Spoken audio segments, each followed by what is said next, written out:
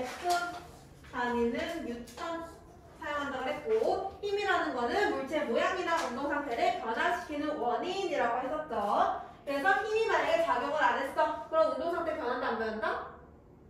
안 변한다. 힘이 작용하면은 운동 상태가 변한다. 그래서 정지하고 있거나 혹은 일정한 빠르기와 방향으로 운동을 한다면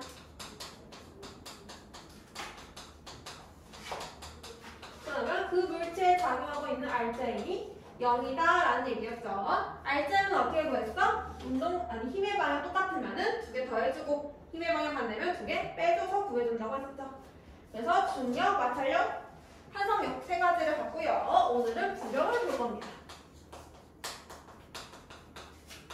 부력이나 물이나 혹은 공기, 기체가 물체를 위로 떠올리는 힘.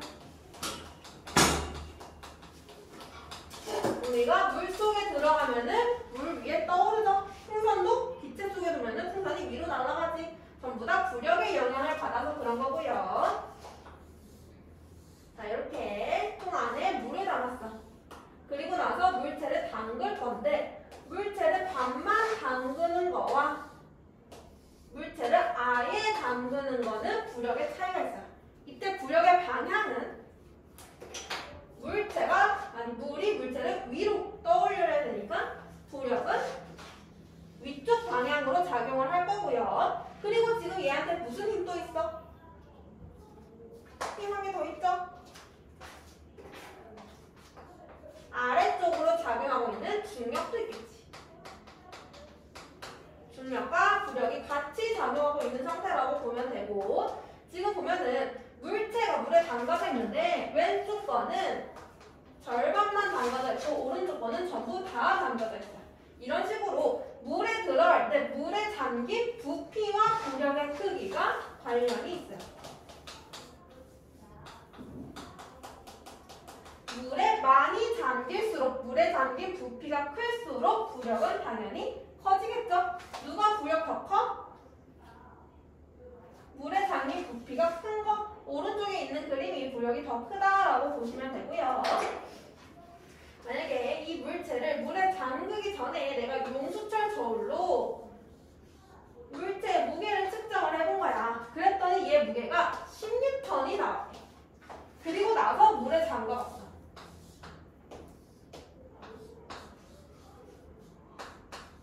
그랬더니 용철의 눈금이 6N을 가리켰대. 부력의 크기는? 바로 4N 구할 수 있죠? 어떻게 왜? 지금 용수철의 눈금이 6N이라는 거는 이 물체가 용수철을 아래쪽으로 6N 잡아당기고 있다는 뜻이지. 근데 이 물체 무게는 얼마? 10N. 근데 6N만 잡아당기려면 위쪽으로 얼만큼? 4N만큼 누가 떠받치고 있으니까 물체 무게가 6N으로 줄어들었다라고 보시면 되겠죠. 따라서 물체 무게는 공기 중에서의 무게 빼기 물속에서의 무게를 해주면 그러면 부력의 크기를 구할 수 있겠죠. 그 다음에 부력의 크기를 구할 수 있는 방법이 한 개 더 있어. 내가 통에 물을 가득 담아두는 거야. 그리고 나서 물체를 여기 넣는 거야. 그러면 물이 흘러 넘치겠죠? 이때 흘러 넘친 물을 담아서 얘 무게를 측정해 보는 거야. 그럼 이 무게가 부력의 크기랑 똑같아요.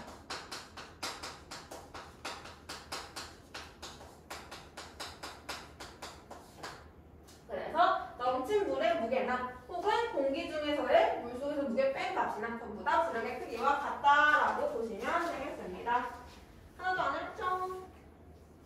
그래서 책 같이 보면요. 부력이란 액체나 기체와 그 속에 들어있는 물체를 위쪽으로 밀어 올리는 힘이다. 따라서 이때 부력의 방향은 중력과 반대 방향 위쪽으로 작용을 한다. 자, 부력의 크기 똑같이 나왔네. 공기 중에서의 물체 무게 빼기 물속에서의 물체 무게. 이게 뭐랑 똑같다? 물체가 밀어난 넘친 물의 무게와 똑같다라고 했습니다. 지금 그림 보면은 간하다 보면 간은 물체가 물에 안 잠겼고 나는 반만 잠겼고 다는 모두 잠겼어. 부력 누가 제일 커? 부피가 제일 큰 거. 다가 제일 부력이 크겠죠? 부력은 다가 제일 크고 그 다음이다, 그 다음이 가.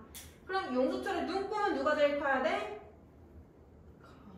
그렇지. 가가 제일 크고 그 다음이다, 그 다음이 다 이렇게 되겠죠. 오른쪽 그림은 배가 나와 있는데 배에는 짐을 가득 실어도 배가 안 가라앉지 물속으로. 그 이유가 부력 때문인데요. 짐을 가득 싣게 되면은 얘가 무겁잖아. 그래서 물에 더 많이 가라앉아요. 그럼 물속에 들어간 부피가 커졌지. 많이 가라앉았으니까. 그러면 부력이 더 커져. 그렇기 때문에 얘가 가라앉지 않는다 그 얘기입니다. 부력이 커지기 때문에.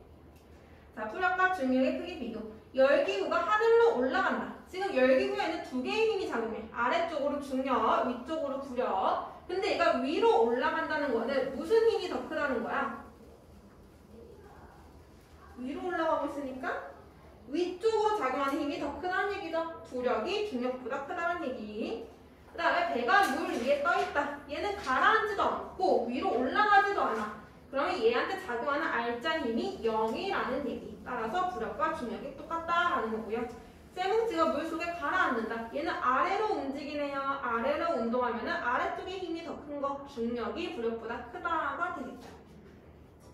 괜찮죠? 자, 넘어가서요. 23페이지 문제 풀어봅시다.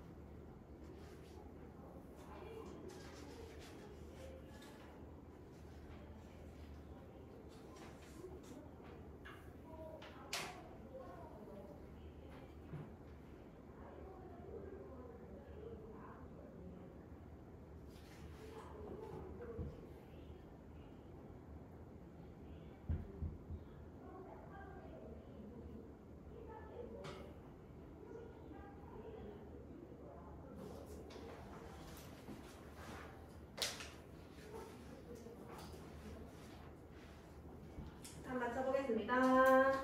7번에 가는 위쪽, 나도 위쪽. 8번에 기읍 커, 니은 작아. 9번에 OXX. 10번에 1번 다, 2번 다, 3번 가. 11번에 6, 6번. 응? 여기 써도 맞아요.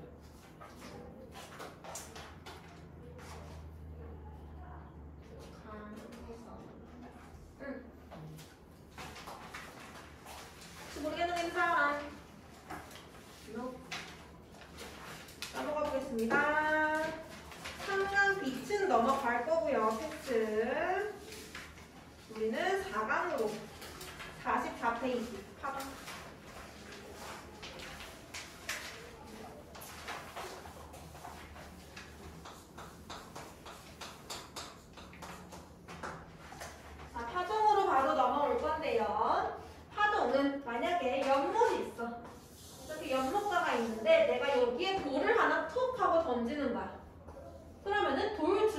물이 출렁출렁 거리면서 진동이 생기지.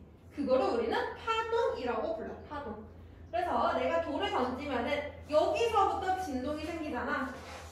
이렇게 파동의 중심을 파원이라고 불러주고요. 이 파원을 중심으로 진동이 퍼져나가는 현상을 파동. 그 다음에 지금 얘는 물이 출렁거리죠. 진동이 퍼져나가는데 진동이 물을 통해서 퍼져나가는 거야. 이런 식으로 물처럼 파동을 전달해주는 물질을 매질이라고 불러요. 그래서 매질에 대해서 볼 건데 파동에는 물 말고도 여러 가지 파동들이 있어. 물의 파동을 물결파라고 부르고 소리도 파동이야. 스피커를 보면은 스피커에 내가 소리를 크게 틀었어. 그럼 스피커가 웅웅하고 울리는 걸 볼 수 있어요. 걔도 진동을 하거든요.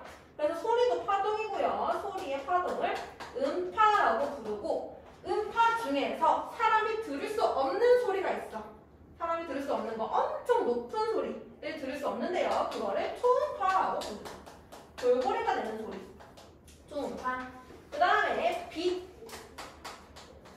전파라고도 불러요. 빛도 파동의 한 형태고요. 그 다음에 지진. 지진도 땅이 흔들리지. 걔도 파동, 지진파라고 불러요. 여기서 보면은 이 파동들이 매질이 있는 것도 있고 없는 것도 있어. 매질을 보자. 물 같은 경우에는 당연히 물이지 매질. 물결파는 물이 매질. 소리는 여러 가지를 다 통해서 전달해. 지금 쌤이 얘기를 하면은 너네 귀 속에 소리가 들리지. 근데 지금 우리들끼리 연결되어 있는 게 공기죠, 공기. 기체를 통해서도 소리는 전달이 되고요. 액체도 전달이 되고요. 고체도 전달이 돼요. 옛날에 그 종이컵 실로 연결해서 전화기 어릴 때 많이 해보지. 그게 내가 얘기를 하면은 그게 실이 진동을 하는 거야. 그래서 상대방 종이컵까지 소리가 들리는 거야. 그거는 고체, 실을 통해서 소리가 전달되는 거. 고체도 소리를 전달해 줄 수가 있습니다. 그 다음에 빛은 얘는 매질이 있을 때도 전달이 되긴 해. 근데 매질이 없을 때도 전달이 돼. 매질이 필요 없는 파동의 형태야. 예를 들면은 태양빛. 태양도 빛을 내지. 근데 태양빛이 우주를 통해서 지구까지 도달을 하잖아. 여기 태양이 있어. 여기 지구가 있어. 여기는 무슨 상태야? 우주는 진공 상태. 얘는 고체, 액체, 기체가 아무것도 없는 상태란 말이야. 근데도 태양빛이 지구로 들어오지? 아무런 매질 도움 없이도 빛은 전달이 가능해요. 그래서 우주에서 폭발이 일어나면은 빛은 보이거든? 매질 없어도 되니까. 근데 소리는 하나도 안 들려. 여긴 지금 진공 상태잖아. 소리가 전달이 안 되는 상태. 우주에서는 소리 전달이 안 일어나요. 그다음에 지진파는 당연히 땅이겠지, 땅. 땅이 매질로 작용을 하게 되고요. 그리고 지진파 안에는 진동이 한 번만 흔들리고 끝나는 건 아니거든. 한 번 흔들렸다가 또 조금 있다가 또 한 번 흔들려. 지진파는 두 개가 있어. P파와 S파. 처음에 P파가 먼저 도달해서 땅을 흔들어준 다음에 조금 있다가 또 S파가 도달해서 땅을 흔들어줘. 지진은 두 번 흔들리게 됩니다. 그래서 이렇게 매질들이 있고요. 매질을 보면은 우리가 진동을 이렇게 하잖아, 파동이. 그러면은 파동이 오른쪽으로 진행을 한다라고 해보면 매질이 직접 이동하는 거는 아니에요. 매질은 여기 가만히 있어. 그 다음에 얘는 위아래로 진동을 하는 거야. 얘가 위로 가면은 이 지점이 되는 거고 얘가 아래로 가면은 이 지점이 되는 거야. 우리가 야구장에서 사람이 파도 타기 할 수 있지. 사람이 쭉 앉아있는 다음에 한 명씩 일어나면서 파도를 타는 거야. 그때 사람이 직접 옆으로 이동해? 아니지. 사람은 위아래로만 움직여. 그치? 위로 갔다가 아래로 갔다가 움직이는데 마치 파도가 옆으로 가는 것처럼 보여요. 그게 얘랑 똑같아. 매질이야. 매질은 위아래로만 진동을 하고요. 양옆으로 진동을 하진 않아요. 그럼 뭘 전달해 주는 거냐면 파동이 가지고 있는 에너지만 옆으로 주는 거야. 매질은 직접 이동 안 합니다. 옆으로 주는 거일 뿐이에요. 그래서 매질이 어떻게 이동하는지를 보면은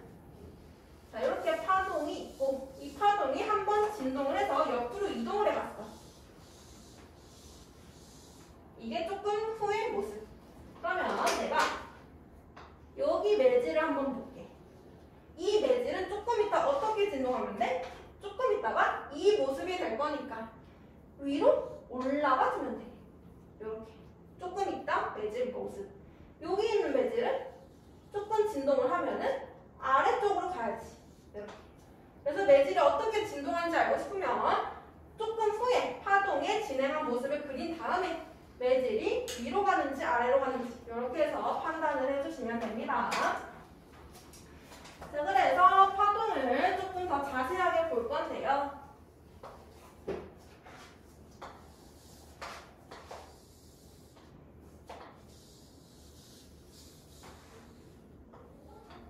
이렇게 파동이 있을 때 보면은 얘는 여기서 시작을 해서 한 번 위로 올라갔다가 한 번은 아래로 내려갔다가 다시 중심으로 올라와요. 이게 한 번 진동하는데 파동이 이동한 거예요. 한 번 진동. 위로 갔다가 아래로 갔다가 다시 원래대로. 이게 하나의 진동. 그래서 한 번 진동할 때 이동하는 거리를 파장이라고 불러요. 파장. 한 번 이동할 때. 그 다음에 위에 꼭대기도 있고요. 맨 밑에도 있어요. 이 꼭대기 부분을 마루라고 부르고 가장 아래쪽을 골이라고 불러요. 마루와 골. 그래서 파장을 나타낼 때 마루에서 마루까지 혹은 골에서 골까지도 파장이라고 할 수 있겠지. 그죠? 그 다음에 파동이 한 번 진동할 때 마루에서 진동의 중심까지 혹은 진동의 중심에서 골까지의 거리를 진폭이라고 해요. 이 진폭이 문제에서 자주 함정으로 나와. 진폭을 마루에서 골까지를 진폭이라고 한다. 이렇게 많이 나와요. 틀렸죠? 진폭은 중심이 기준이야. 중심. 중심에서 마루까지 혹은 중심에서 골까지. 마루에서 골까지의 절반을 진폭이라고 부릅니다.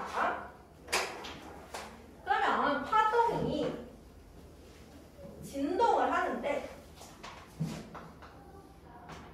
한 번 진동할 때 걸린 시간, 한 번 진동하는데 걸린 시간을 주기라고 부르고요. 단위는 초세크를 사용합니다. 그 다음에 또 얘랑 같이 나오는 게 진동수. 얘는 1초에 진동한 횟수. 주기는 한 번 진동하는데 걸리는 시간을 나타내는 거고, 진동수는 횟수야. 1초에 진동하는 횟수. 그러면 어떤 파동의 진동수의 단위는 헤르츠.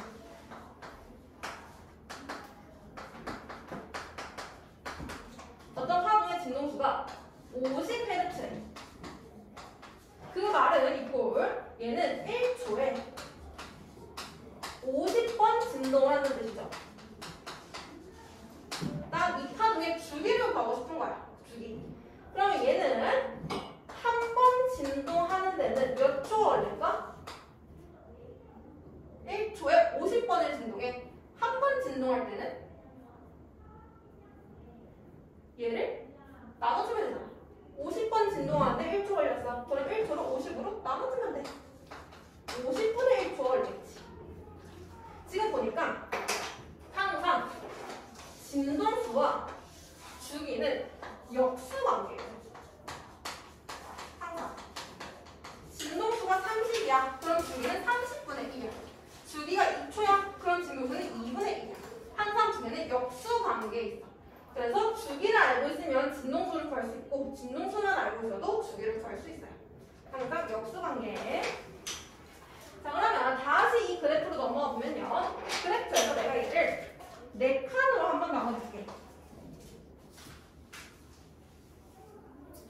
진동 중심에서 마루까지, 마루에서 진동 중심까지, 진동 중심에서 골까지, 골에서 진동 중심까지. 얘를 칸으로 나눠보면은 한 번 진동하는데 4칸이 필요해. 4칸. 항상 4개의 칸이 하나의 세트라고 생각해주면 돼. 자, 그러면 얘가 조금 있다 보니까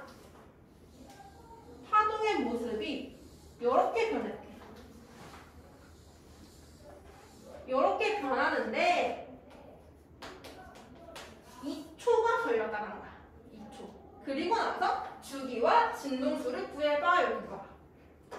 봐. 어떻게 하면 되냐면 진동의 중심이 한 칸, 두 칸, 세 칸, 네 칸이 이동해야지 한 번 진동한 거야. 네 칸이 세트니까. 근데 지금 몇 칸 이동했어? 진동의 중심이 두 칸밖에 이동을 안 했어. 그치? 두 칸 이동하는데 2초 걸려. 근데 한 번 진동하려면 총 4칸을 이동해야 돼. 그럼 4칸 이동할 때는 4초가 걸리겠죠? 그럼 주기는 얼마? 4초. 진동수는 얼마? 역수니까 4분의 1Hz. 이렇게. 항상 4개의 칸이 세트라고 생각하면 되고요. 그래서 2칸만 이동하면 절반만 진동한 거. 4칸을 다 이동해 가야지 한 번 진동한 거. 이렇게 이해해 주시면 되겠습니다. 자, 그 다음에 43의 밑에 보면은 파동의 종류가 나와져 있어요. 용수철을 진동을 시키는데 용수철이 이렇게 있어. 그럼 내가 얘를 잡고 위아래로 흔들 수 있어. 이렇게도 흔들 수 있고 얘를 잡고 양옆으로도 흔들 수 있지. 이게 두 개의 파동이 있어요. 그래서 얘를 위아래로 흔들었을 때 이렇게 진동을 하겠죠. 이거를 펜타라고 불러. 그 다음에 얘를 잡고 양옆으로 흔들었을 때 그러면 얘가 이런 모습을 띠게 돼요. 이거를 종파라고 불러요. 펜파의 정의를 보면은 파동이 옆으로 이동을 하는데 진동은 위아래로 진동을 해. 그래서 매질의 진동 방향과 파동의 진행 방향이 수직인 거.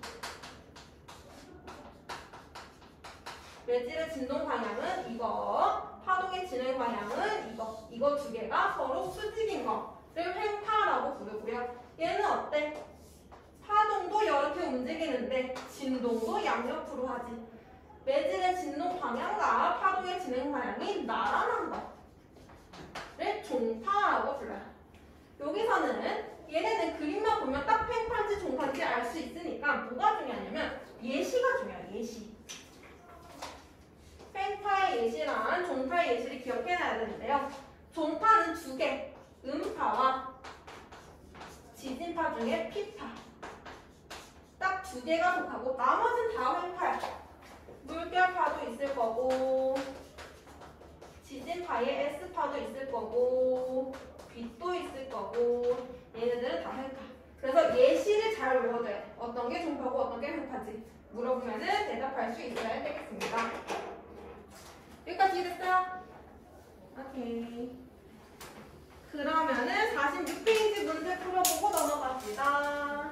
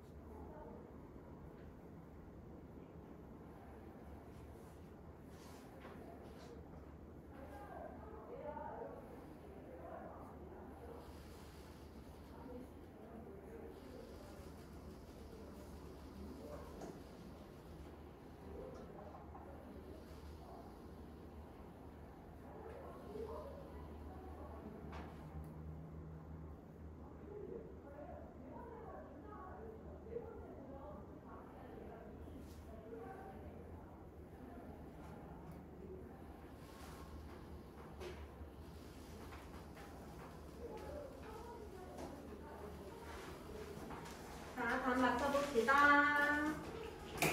1번에 XO, XO. 2번에 1번 마루 A, 골 C.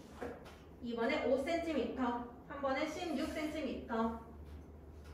3번에 1번 횡파. 2번 진폭은 2.5cm. 파장은 10cm. 4번에 1번 가 횡파, 나 동파. 2번에 나. 3번에 가. 다시 4번 다시 좀. 4번 1번에 가 횡파, 나 동파. 2번에 나. 3번에 가.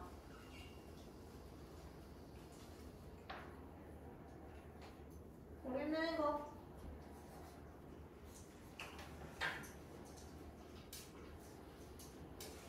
알겠어요? 오케이. 그러면은 조금 쉬었다가 다시 진도 나갈게요.